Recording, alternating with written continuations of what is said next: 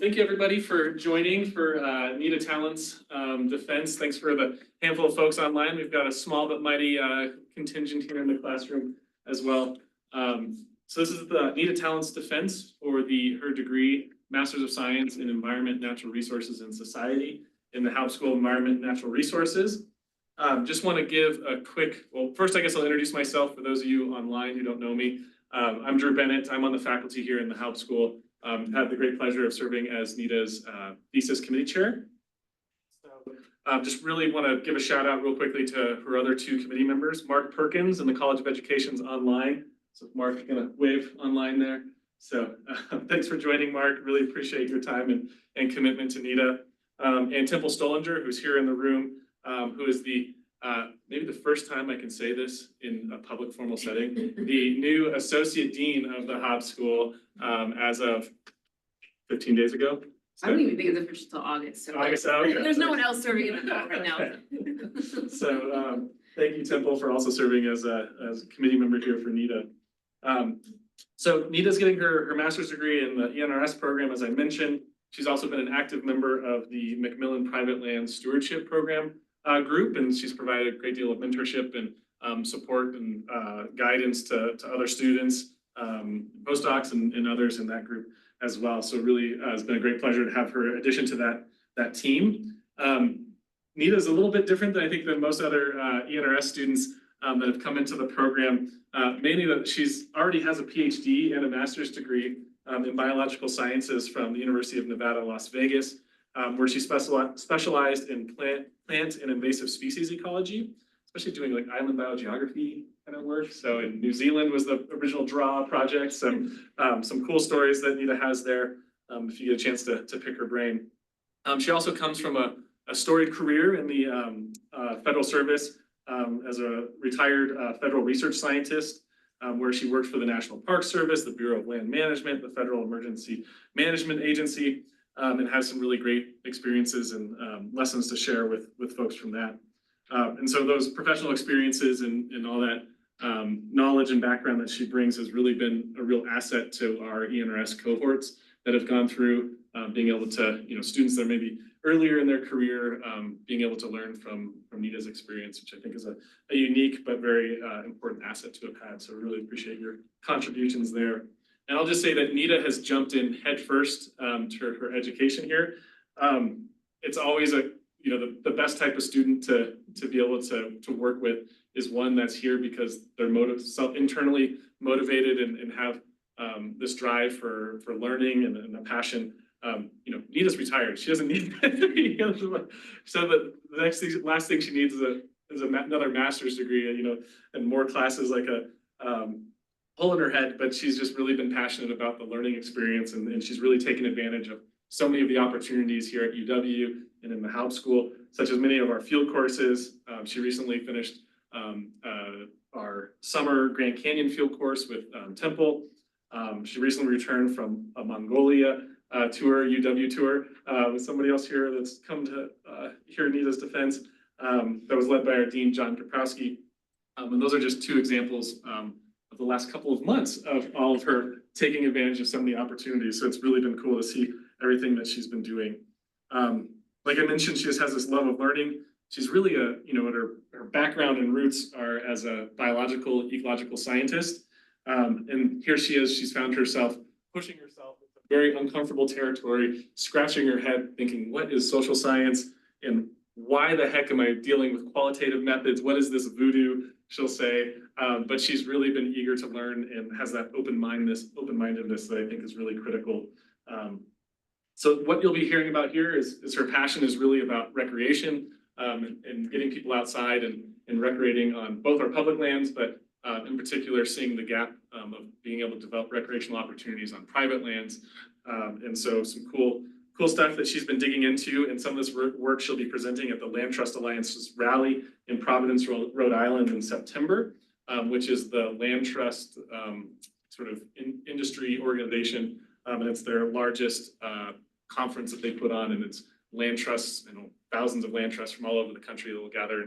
And she's actually organizing a session on developing recreational opportunities on private lands at that conference. And I'll just say, Nita has been resilient and doggedly determined, which is another great asset to have in a student. She's fought through many personal challenges, but she's also experienced some very significant life milestones. Most notable, I'll give a shout out to Joe Ashurst, who's joining us online, her longtime partner. Joe and Nita were married by a Scottish boat captain during the course of her master's degree while traveling in Antarctica. I'll just say, while it was a memorable day in many respects, probably the highlight of that day was her and Joe being able to wave hello and celebrate their new marriage by waving at the British icebreaker known as Bodie McBoatface. So Nita has had quite the last couple of years here in the Haupt School, and lots of great memories that go well beyond the classroom. And it's a real pleasure to have her defend her master's thesis today. So without further ado, I'll turn it over to Nita. And I will just make one quick housekeeping item. So for folks that aren't familiar, Nita will give a formal presentation here, and at the end we'll have time for questions. And then the public will be dismissed, and it'll just be the committee that'll sit down and have a conversation with Nita afterwards. Our speakers are not working in the classroom here, so if you are online and would like to ask Nita a question, please just enter it into the chat. And Temple will be monitoring the chat and can relay those questions to Nita. Right. Thanks, Nita. Wow, thank you, Drew. Wow, I'm kind of speechless, and that's rare. So, take a deep breath. Good morning. Thank you for attending this defense of my master's thesis, both in person and virtually, especially considering it's a wonderful summer morning, which those of us in Wyoming know is not always the case.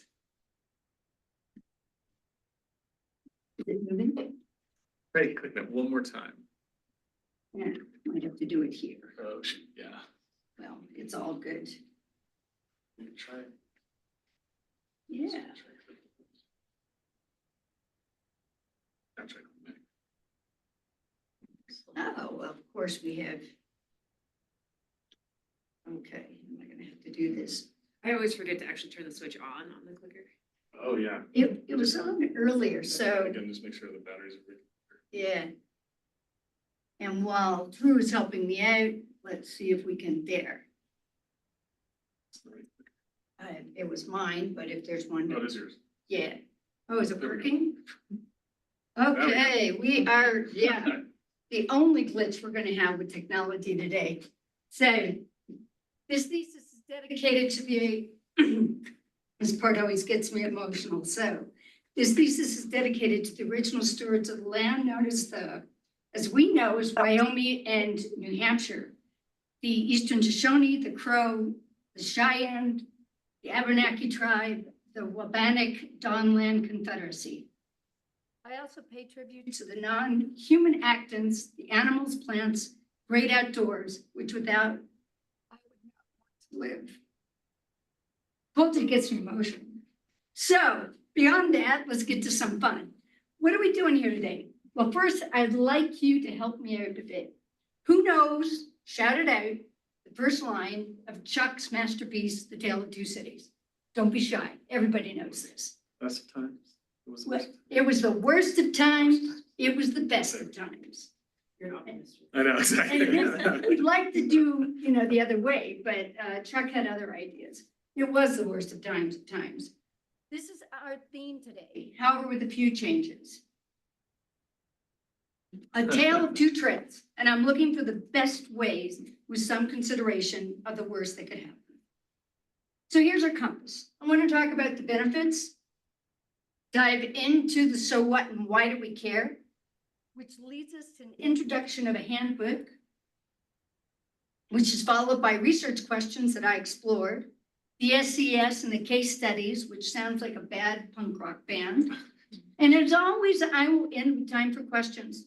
However, said that, I'd rather just be a conversation and not a lecture. So I invite you to ask questions through the chat, and Temple can do whatever she needs to do. So why trails? What's in it for communities? What's in it for you? There's a large body of research. Tourism and visitor support local businesses, generate jobs, known as supporting the gear, the brews, and the beers, and the lodging that goes with it. We also have data that supports that access to outdoor recreation attracts highly skilled workers that want to live, play, and work in the recreational communities, especially as some industries are moving to remote workplaces.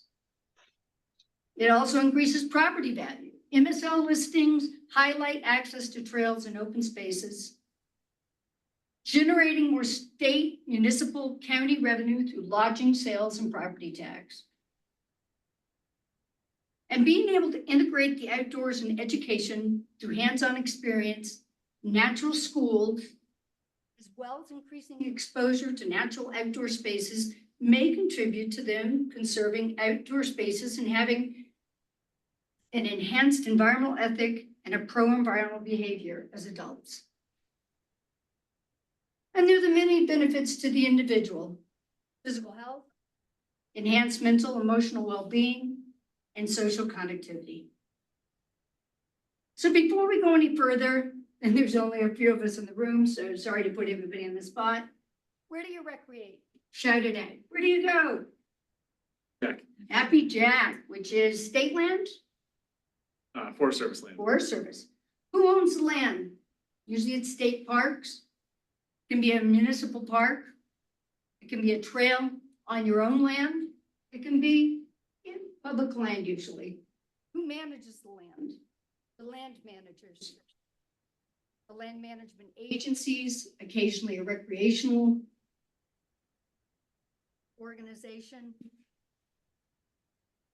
And who maintains that land? We also, what are the benefits to your personal health? What are the benefits to your community? And how does it impact the land? I want you to put those in your mental desktop as we're going through this. And think about all of those questions: where you recreate, who recreates, and how does it impact the land? So now we're ready for the so what. And why the heck am I here? Sharing with you what I learned. Here's a nice map, shows our public and private and public lands in the US.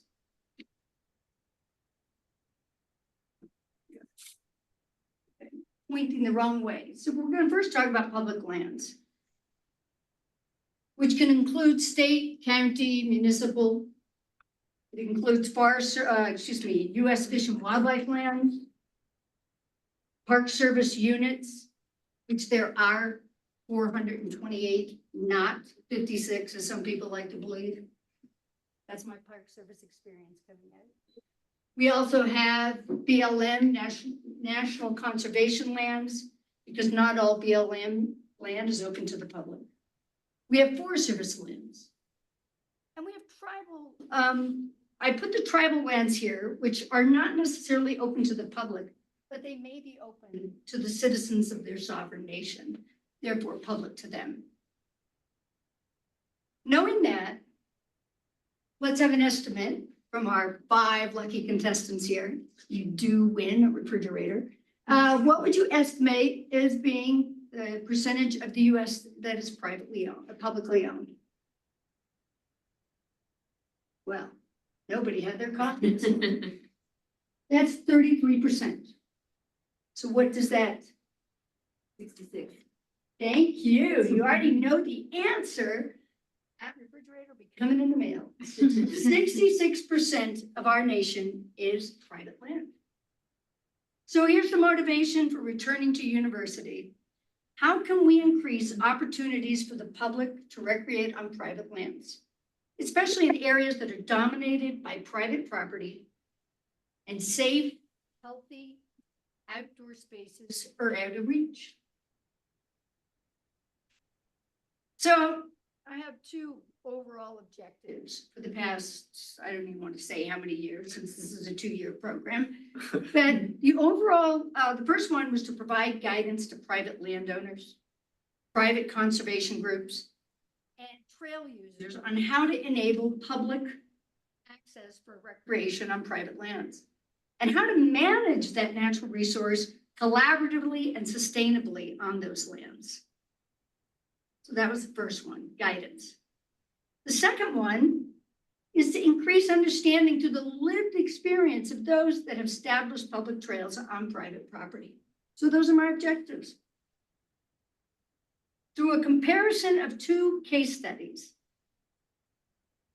in two geographic locations that are culturally different.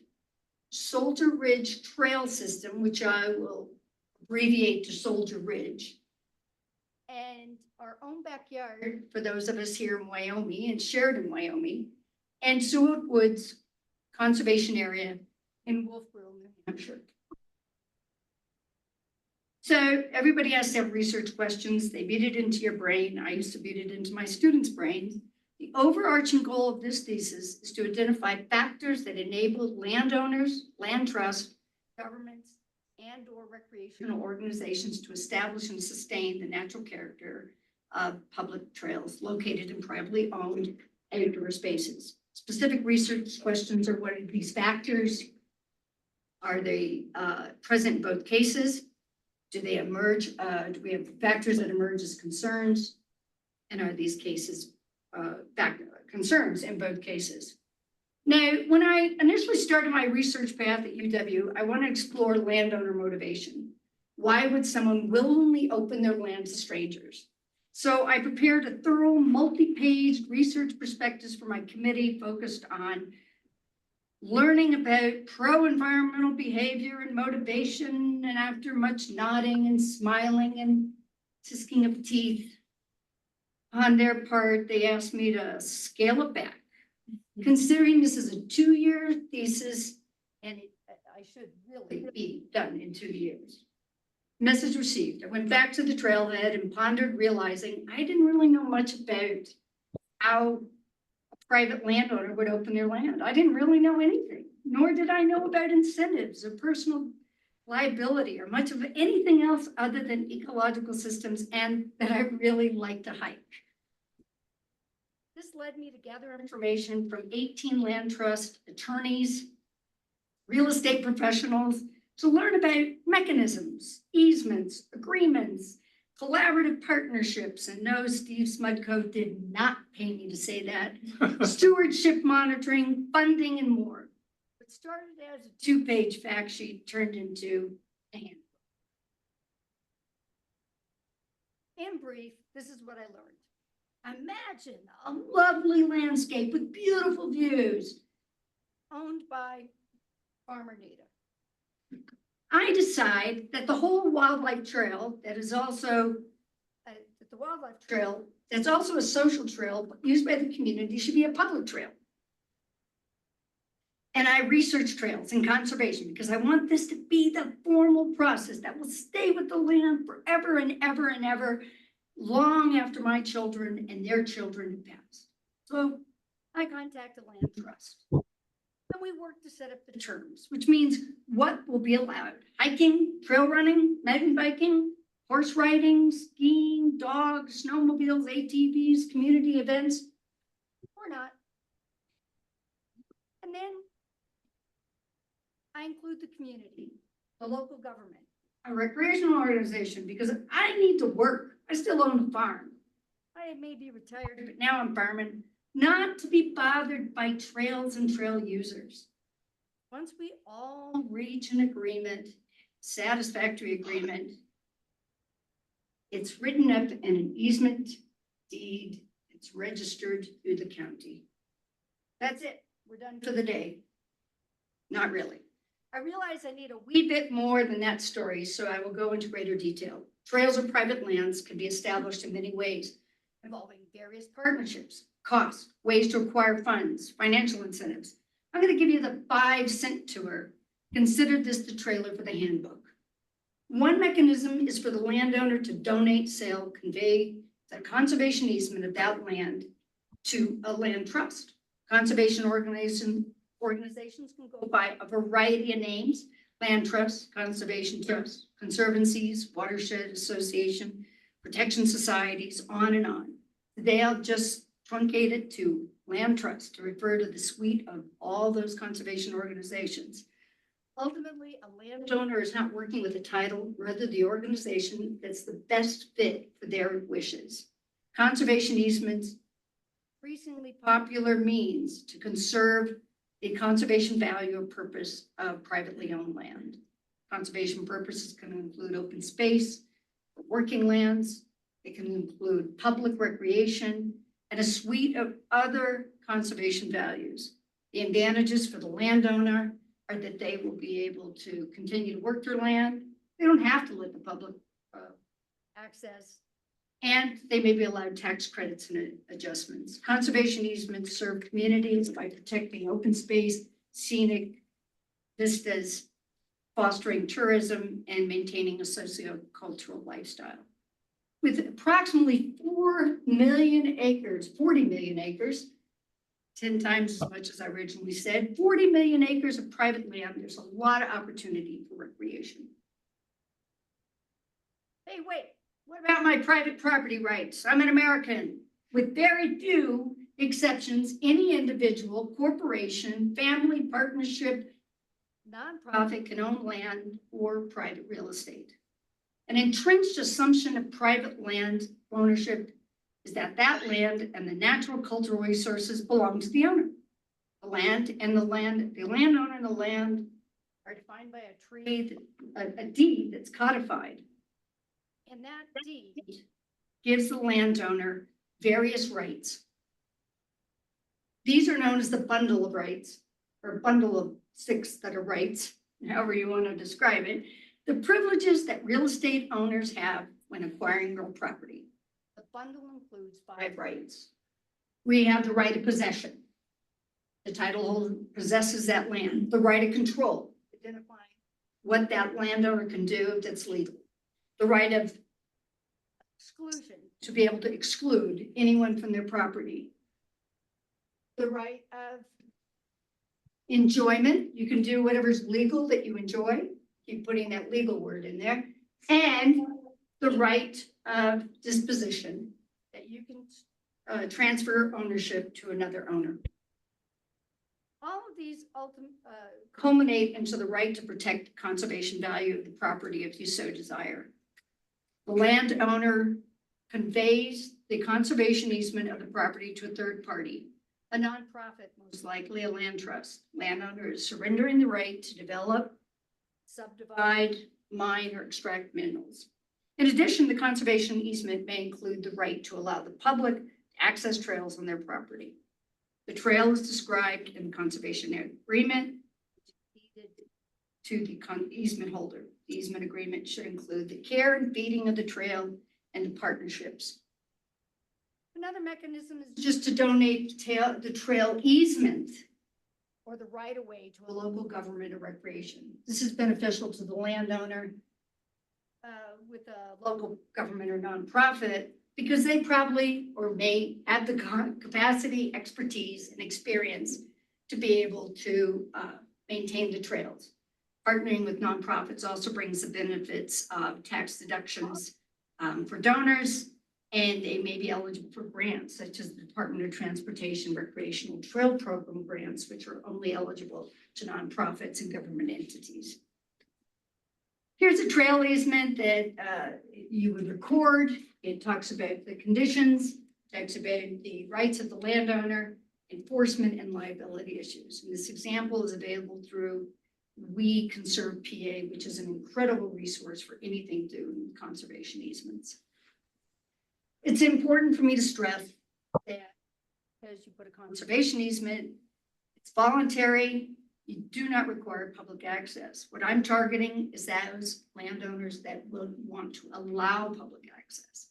But they can also set the terms, whether to limit to non-motorized, motorized, such as snowmobiles and ATVs, construct new trails, only maintain existing trails, and define types of use. Horses, bikes, boots, skis, and also any closures.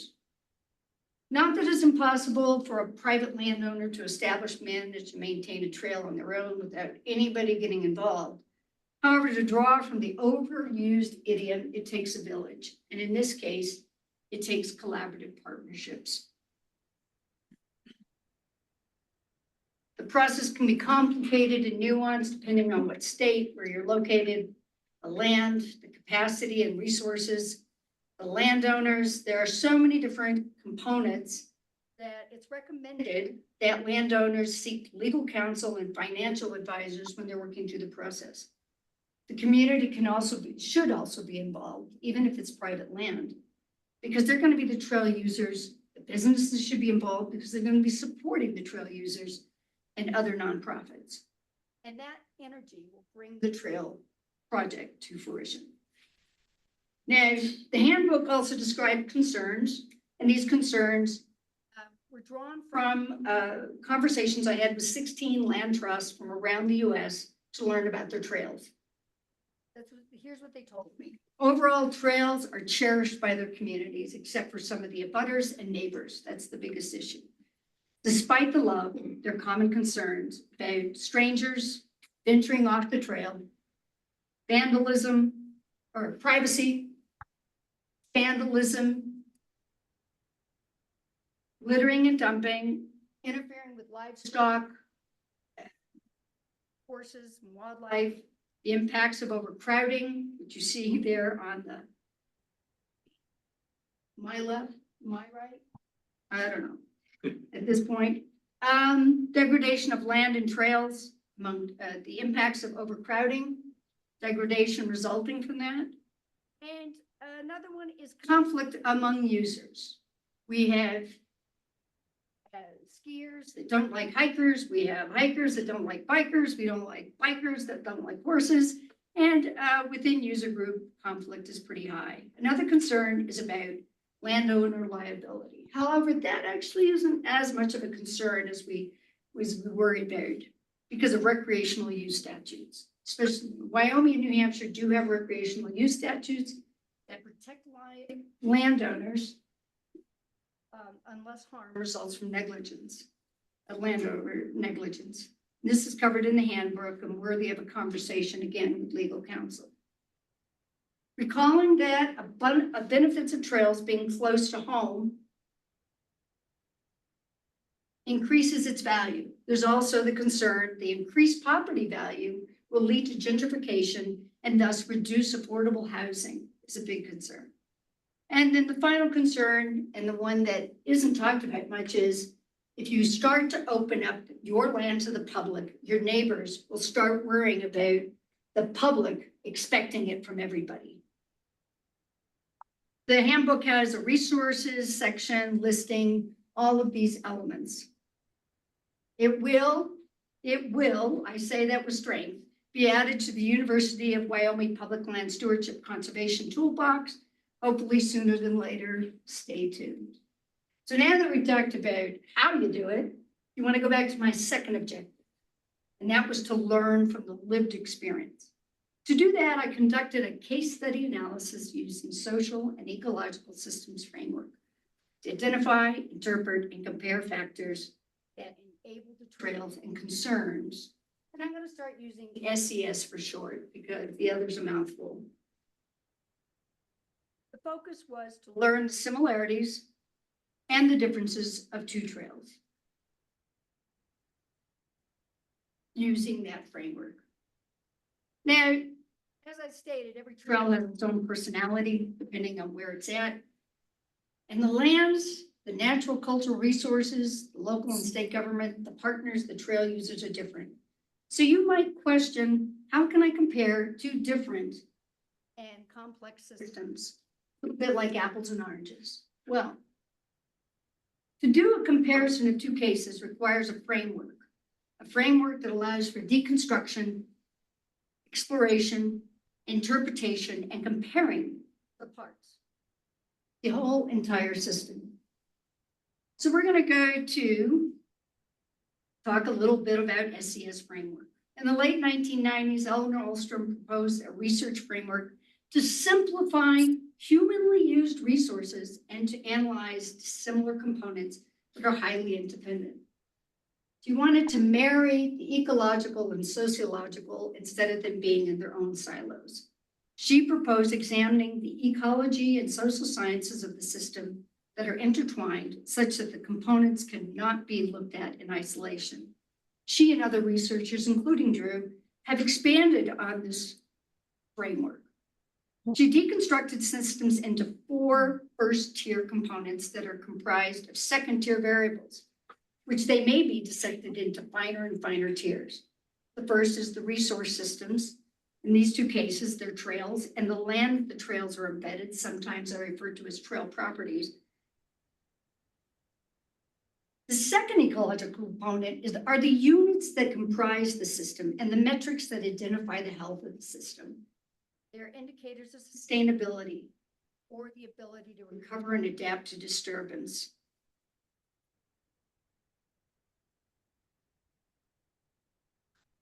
In the case of public lands, not private lands, so I'm talking about public lands, national parks, for example, there are metrics that are related to determine status and trends of trails and trail properties. This was a foci of my professional career for a few decades. These indicators of conditions feed the next component, and those are the governance systems. They're the rules and regulations imposed by governments, organizations, and even the landowners to conserve and protect the ecological systems while meeting the needs of the public. In this case, the land use condition of the landowner, the processes, and incentives described in the handbook. And then we have the actors, those that benefit from or maintain the resource system. Note, I reserve the term users for those that actually perform an activity or use the trail. Users are actors, but not all actors are users. Actors are the landowners, the land trusts, the recreational organizations, the recreators, the communities, amongst others. So the strength of the SES system is the identification and analysis of relationships among multiple levels of these complex systems at different spatial and temporal scales per Eleanor Ostrom.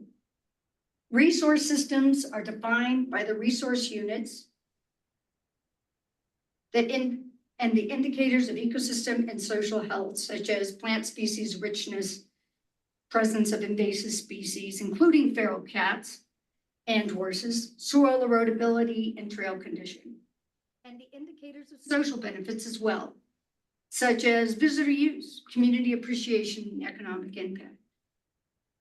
Governance systems are in place to regulate management, maintenance, and remediation. The actions of the actors impact the resource system, culminating to identify focal action situations that can be managed to optimize ecological condition and social standards. The system does not operate in isolation, rather, within the context of social, economic, and political settings. That's why I selected 2 different locations, New Hampshire and Wyoming. We have Wyoming ranch lands and New Hampshire's wooded, very affluent resort community that's been around for a few hundred years. There's also the influence by remote ecosystem process, related ecosystem processes, such as changes in the climate and the economics of the region. Ultimately, the SES system or framework gives insight into the system's capacity to self-regulate through feedback loops. In short, the story is about interactions among second-tier variables, and the resulting outcome is also known as focal action situations. The focal action situations can be interpreted as factors that enable trails and concerns about establishing trails. These factors and concerns can be targets for management. Farmer Nita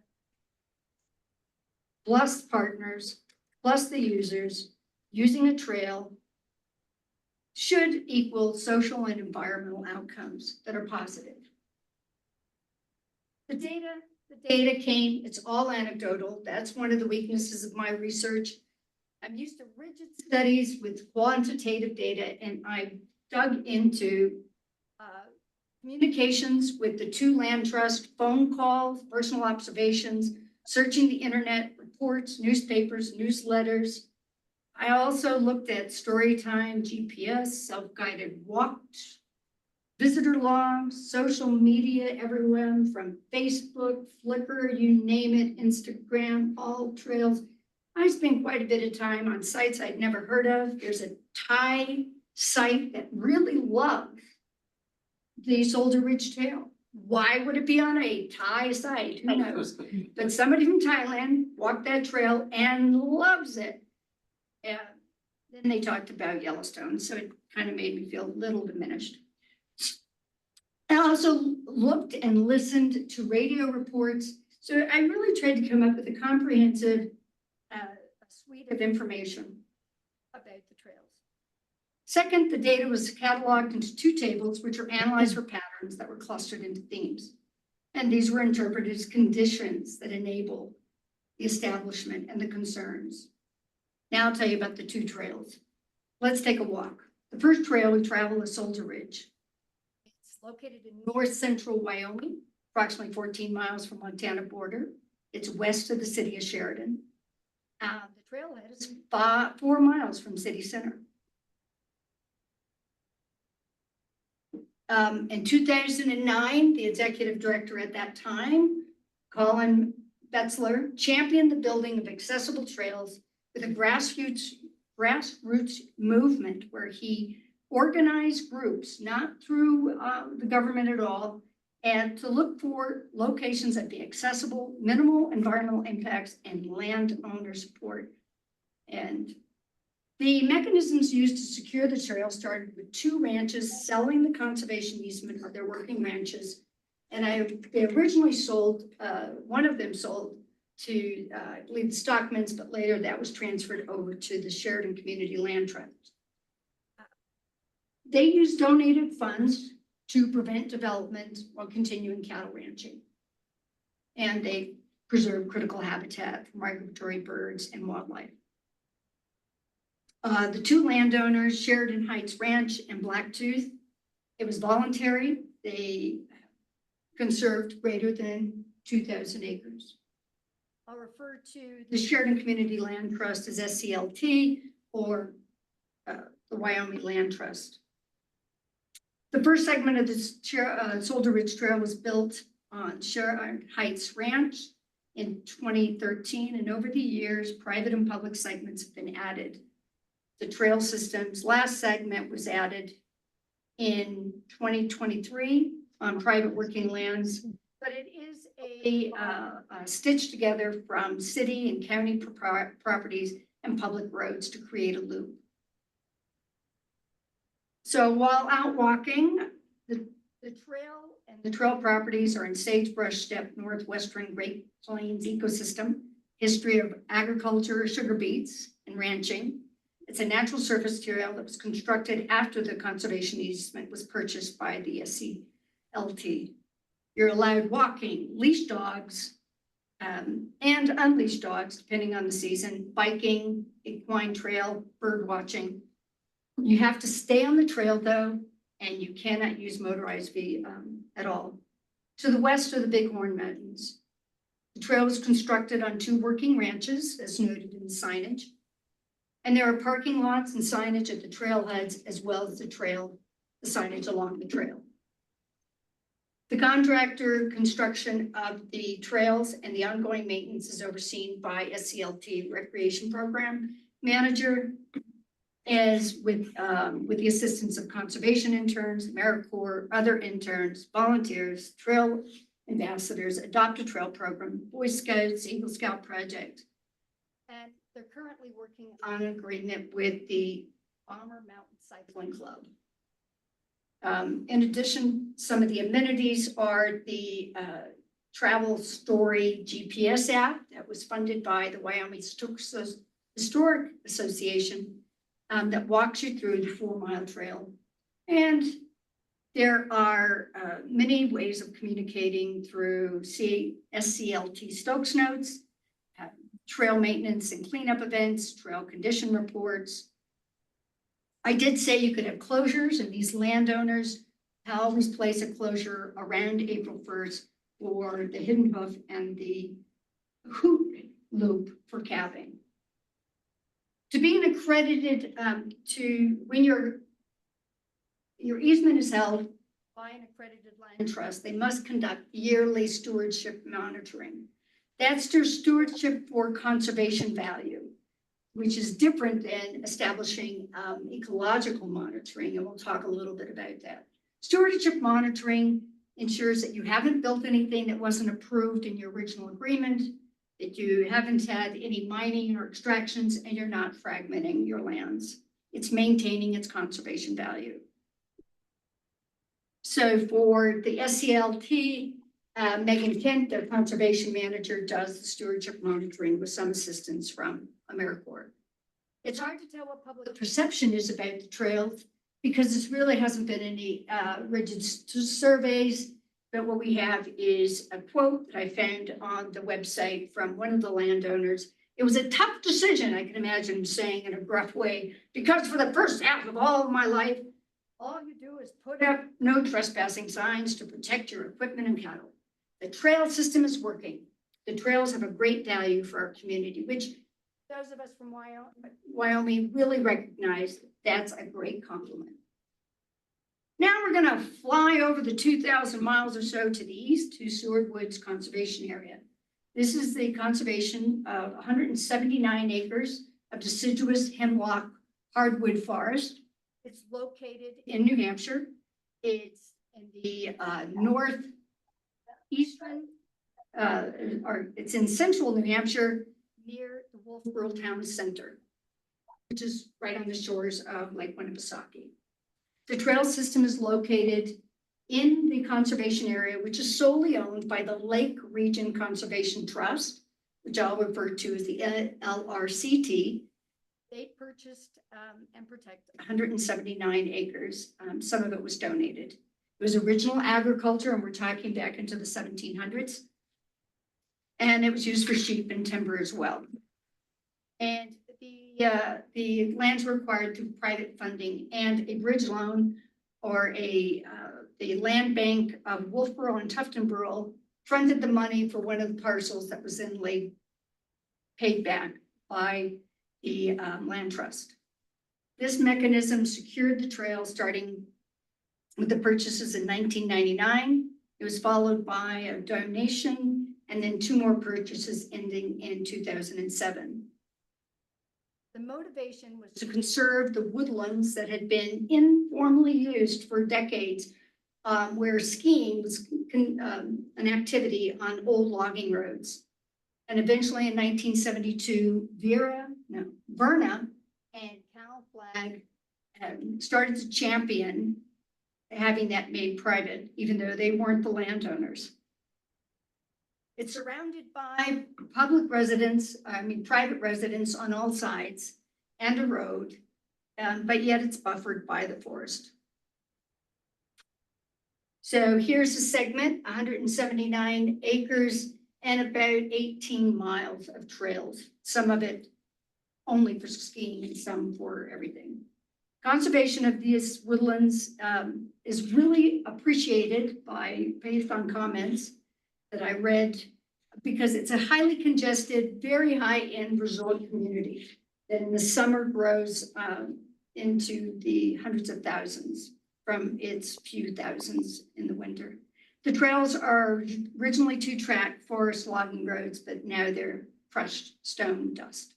The lands were originally conserved to ensure continued access for skiing, which that led to the incorporation of the Wolfboro Cross Country Ski Association that is responsible for the maintenance and management of the winter trails, or I should say trails where there's enough snow to actually ski. And the ski association members must purchase a pass to access the trails when they're skiing.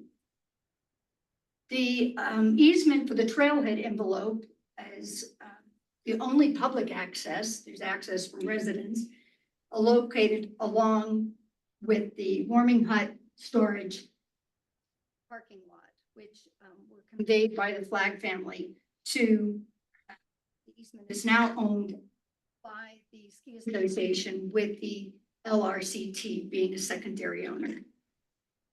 Well, we all know that there hasn't been as much snow across the U.S. And in 2018, the Wolfboro Single Track Alliance was incorporated for mountain trails, biking and hiking. And they have a formal agreement now with the LRCT. The one drawback is that they don't charge for use of it. And I say it's a drawback because where's the revenue going to come from? Where they were getting about $20,000 a year from the ski passes. And they also did find themselves in hot water because they don't appreciate that Carroll County Conservation Commission, which is the governing arm, they didn't ask permission to start putting some of their bridges and ramps up. And I think they were using a little bit of it's better to beg for forgiveness than ask for permission, but that did cause kind of a ruckus. The other thing is Seward Woods has a network of stone walls that are protected by New Hampshire law. Sick of me saying this, but I marvel at it because the law was written in 1792 and it's still in play. Door closures, they're weather related. You can't have dogs during the snowy months. You can't walk during the snowy months. You can't have motorized vehicles. And in that case, e-bikes are becoming a concern because they don't consider themselves as motorized vehicles, or the public does. There's amenities. They sponsor school events. There's two private school and a public school that use it for recreation, snowshoe hikes, cleanups. So it is a community center. And they do their stewardship monitoring, very similar. They're both accredited land trust. However, they use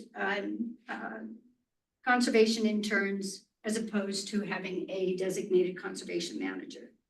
It was really hard to come up with public perception. There weren't as many comments, but I did find references to the site on real estate magazines and recreational or tourist guides. So what did I learn? Well, trails on private lands for the SRTS, they were on private lands with conservation easement, and the land trust held the conservation easement, but the trail easement was held by the city and the county, reflecting that partnership. And whereas the SWCA, those trails were owned exclusively by the land trust. They were existing trails, whereas the SRTS constructed trails. The conservation stewardship monitoring, those are part of the resource units, but there's no ecological or sociological data from either site. And we'll get back to that. Landowners, land trust, and local governments were part of the governance system for Wyoming, whereas in New Hampshire, you add the County Conservation Commission as a governing body. They have to approve everything that's on a conservation, a property that's protected and owned by a conservation trust. And then the actors, the only difference there was that the recreational organizations that the Seward Woods property has agreements with, and the land in Wyoming, they don't yet have those agreements. I broke these themes into conditions, and those were social, cultural, biophysical, governance, and economic. The overarching theme was, which now I'm going ahead because I'm nervous about my time. Overarching theme was it resonated across both trails, and the 16 land trusts or the 18 land trusts I spoke with was that when engaging with actors, what do? You use best business practices. You do everything you can to ensure a strong, healthy relationship with everyone involved. That's common sense, but it kept coming up over and over again. These are small communities that have long memories. Don't have disrespect. Be accountable. Respect your partner's opinions. Be clear and concise. All of the good general business practices that we take for granted that people know is what they kept emphasizing, because those were the things that were the showstoppers. For example, with the Conservation Commission not being informed about building those ramps and bridges, that led to a little bitter taste that you could see in the open meeting minutes that were available. But how dare they do that? Don't they know their bosses? So you got to be really careful and cautious. But it's the same when you're dealing with family or friends. And you also need to have a conflict resolution strategy in place before you start, because you don't want something to happen. So those four, and the ones with asterisk and bold, I indicated were priorities. They came out and presented more clearly. So we have motivated landowners and we had a champion at the same time. The timing was perfect. Volunteer support for both, different means, but volunteer support was extremely strong. And alignment with recreational organizations, which has already been in place for many years in New Hampshire, but in Wyoming, it's still being developed. And that might be because the Conservation Trust or the Land Trust has a recreational manager. The other ones are make sure you align with the community culture that came from many of the land trusts. Don't be trying to put a horse trail in when there's not much horseback riding in an area or skiing when you only have snow for 15 minutes in the winter. You know, try to stay consistent with your culture. Communication and being able to use for community purposes were very important. So here's our champion in Sheridan. He is the previous executive director, Colin Beltzler. And here's our champions, Verna and Cal Flagg. Both of them led the way.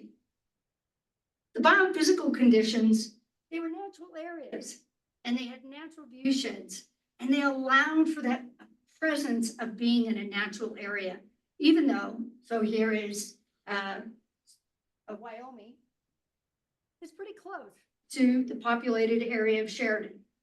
And here we have a view shed, sky shed of Seward Woods that's very close to this recreational community of Wolfboro. So having those accessible spaces. The governance, landowners need to be clear about what their expectations are. It's a landowner's responsibility to really work with their land trust to be able to identify what they don't want and want. It's still their property. And have formal agreements in place. The rest of them are common sense, strong existing institutions, strong relationships. And then there's that conservation stewardship program and a knowledge. The landowners and the land trust had a strong knowledge of the recreational statutes.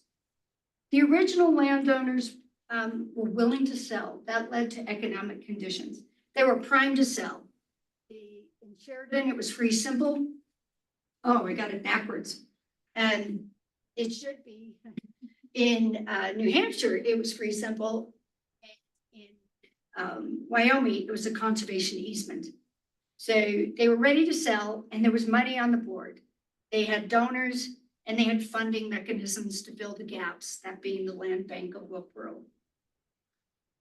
And they had a somewhat steady stream of revenue.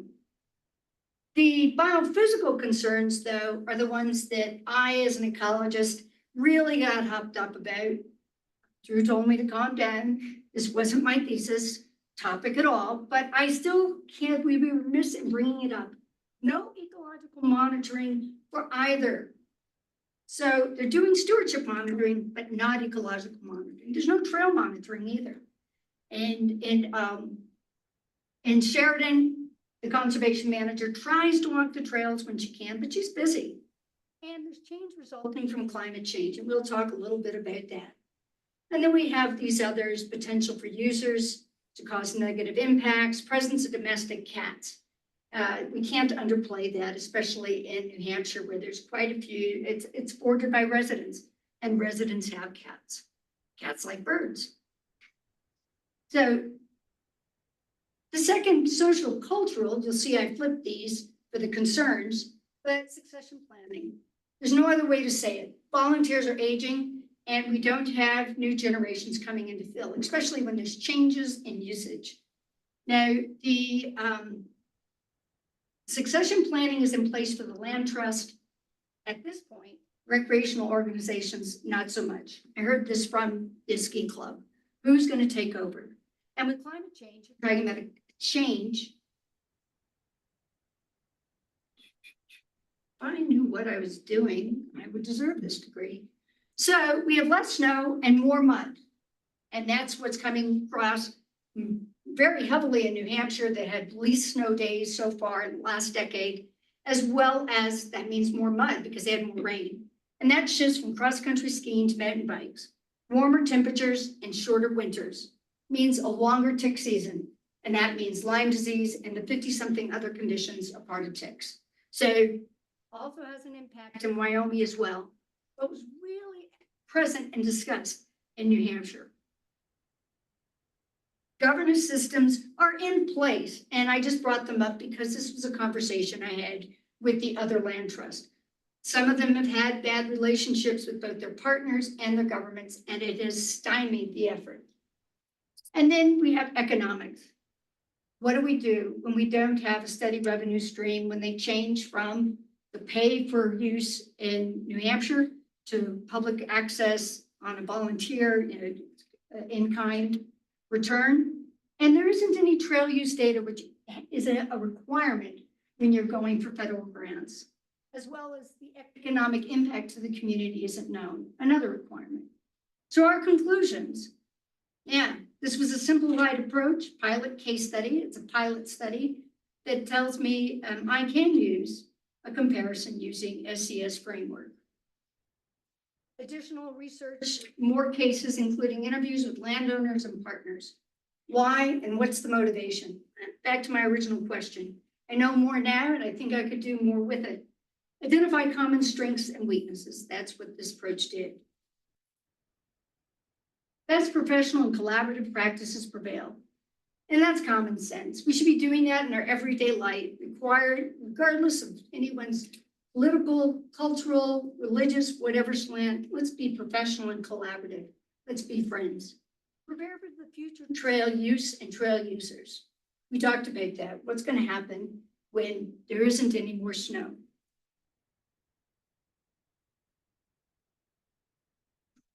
Yep. This I should practice. So, and then we have our final conclusions.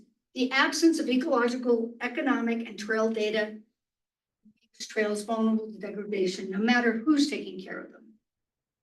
Develop novel and inexpensive ways for ecological and trail use data, citizen science applications. Let's send out an army of volunteers with their smartphones. Here's an example. It's the RIMS mobile app that's available from the Colorado Mountain Club. It's a trail app. I called them. It's generally for public land, but they are interested in expanding to private land, and they have some conditions, but they're willing to work with private landowners to have this app. So you go out with your phone, the same, you click on, and you see a trail that's entrenched or rutted, muddy, and you can keep a record with geolocated data. And there are other citizen science apps that could be beneficial. We need a paradigm shift, though.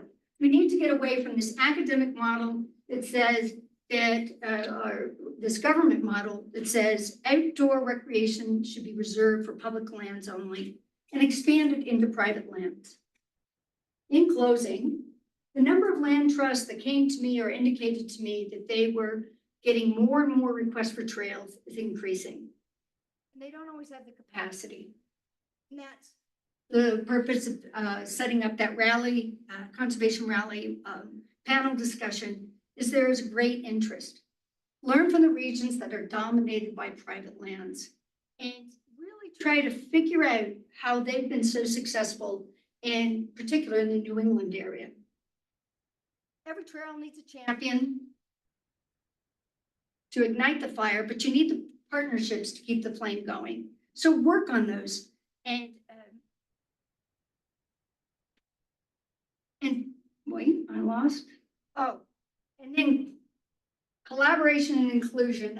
Again, Steve, thanks for the class. I learned a lot, and I really understand that collaborative partnerships really make a difference. And then we have for-profits. Let's not forget about the corporate world, the business world, the small business, large business that have property that they could be using for recreation. Walmart's an example. Walmart contributed part of their property for the Velvet Crown Trail in Austin, as long as they could put a sign up saying that this was part of Walmart's trail. Keep an eye on the ecology. You know, we risk degrading the lands that we cherish. I'm not saying don't open your land. I'm saying we need to come up with who are using and why, and how we can better protect those trails. And this is now a time for the call for scholars and practitioners to develop and implement methods to track ecosystem health and social benefits. And we can learn from the public land sector. They already have those methods out there. And that's it, folks. I want to thank everyone for attending online and in the classroom, my committee and the Sheridan Land Trust and the other partners in Sheridan, the Lakes Region Land Trust and Conservation Trust, and all the partners in New Hampshire, Jeremiah Boucher and Patriot Holdings for financial and emotional support, and Joe Ashurst, my partner. Let's go take a hike. Thank you so much, Nita. So we are past the top of the hour, so if people need to get up and move on to the next thing in their day, please feel free to do that. But let's go ahead and take a couple of minutes here for some questions for Nita. And if people are online and would like to ask a question, again, just put it in the chat and we'll have Temple relay it to Nita. So any questions? I can just say right now, so far it says, great job, Nita, from Katie Doyle. Kurt said, great job, but got around to another meeting. Jeremiah said, excellent job. And Ashley said, awesome. Well, No questions in the chat. no questions when, and anyone in the room. They're all up to take a hike. Yeah. Well, I really appreciate everyone being part of this.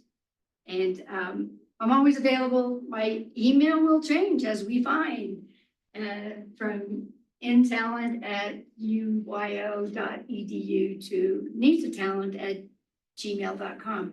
I don't know when it changes. I hear it's a magical moment. One day you have access and then it's gone. It's a little bit like cake in the cupboard. Yeah. So thank you. Well, if there isn't anything else, I'm gonna. I'll ask a question. Okay.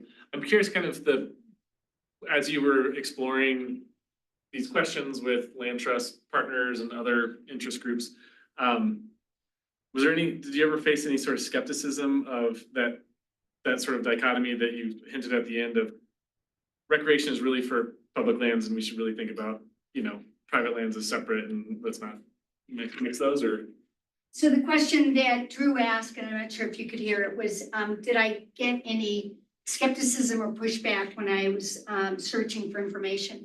And I think that I can't answer accurately because there's some bias there. I deliberately chose Land Trust.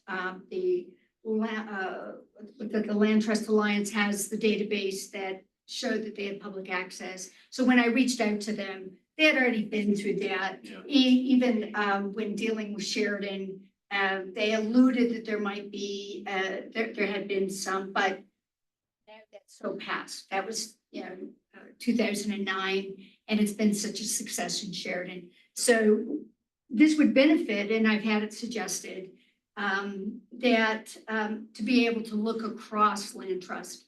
A few land trusts I approached said they did not want to become trail managers, so they would refer to other land trust. And the only time that's a problem is when in that state there isn't a land trust that has that interest. But no, I really didn't get any skepticism. I did this talk at what was it, in April, the Wyoming Recreation Summit, hosted by the Worth Institute. And that was an audience primarily of Wyoming and Montana residents who attended the session, and it was similar to this talk. And they had experienced skepticism. They were there, many of them, because they want to transfer a trail that they've been using for mountain biking, for motocross, for other purposes that the landowner's been allowing, and now they want to make it permanent. And they were concerned. They've been getting a little bit of pushback, but that's anecdotal. But that would be a really interesting take on it. But I skewed my bias towards those that are more receptive. We do have a question in the chat, actually two questions. The first one is, what do you think the future of land conservation will be, and what will be the biggest driver for private landowners contributing private land use to the public? Well, that's a pretty big question, and Drew is much more familiar, but I think that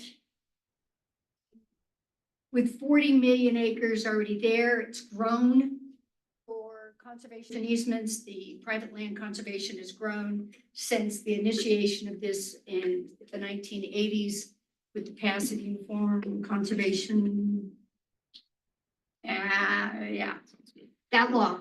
And so it's growing. And I think it's partly getting the word out and getting landowners to see the benefits. And I think the power of social media is there, where we can have YouTube videos, Instagram, talking about these and praising, and then supporting it with Leave No Trace. So I think it goes hand in hand with whatever constructive, positive steps to make the recreator and the actors responsible and prove their worth to the landowners, similar to what Don Roberts expressed. At first, he was skeptical, but now he sees the benefits. So we just have to see how the future goes with the users.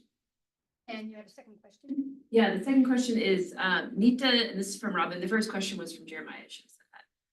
So from Robin, Nita, did you encounter or hear of private landowners objecting to public trails on neighbors' land and then mixing the project? And she further states that since one of the items you mentioned was fear among landowners of pressure to increase public trails elsewhere and nuanced behavior on nuisance behavior on neighbor.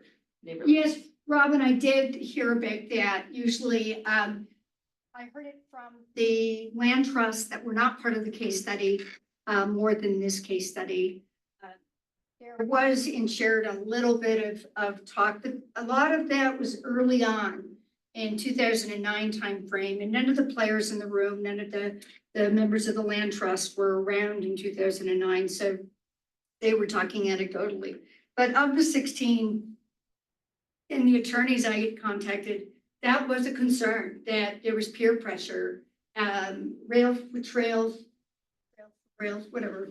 That organization says that's really an issue. When one landowner that owns a rail trail holds out and starts, becomes personal. Remember, these are small communities, and it does become personal. And there is that concern, especially if it's a small parcel, that they'll straggle into other people's property. They won't recognize boundaries, so that privacy and violation starts to become an issue. So it is a concern, but I think that with that collaborative partnerships, they indicated they were able to work through it. The other advice I got from Austin, if you have one person holding out, reroute the trail. I also heard that in Gallatin Valley in Montana. If you have to reroute the trail. It's not worth putting 80% of your resources, your frustration, your energy, the community's energy into fighting one landowner. Just reroute the trail. And if it's a dangerous reroute, then you're just going to have to live with it, because it's not worth souring the whole process, because that gets more news coverage than the positive. Get one article that says grand opening trail loop. You get 10 articles talking about how people are taking over our property rights and articles of condemnation and all these things, eminent domain, and it's just concerns. So yes, Robin, we can talk a bit more about that offline. Well, I think with that, we should probably wrap up, but join me again in one more round of applause for Nita. I'm sure Nita would be more than happy to chat with anybody else further about all these questions, a passion of hers. And if Mark online, I'm going to send an email if we could regroup as a committee and Nita here in about 5 minutes. People want to take a bathroom break, and I'll send a new Zoom link for you, Mark, over email. and thank you everyone in Zoom. I'm now going to close the site. Thank you for attending.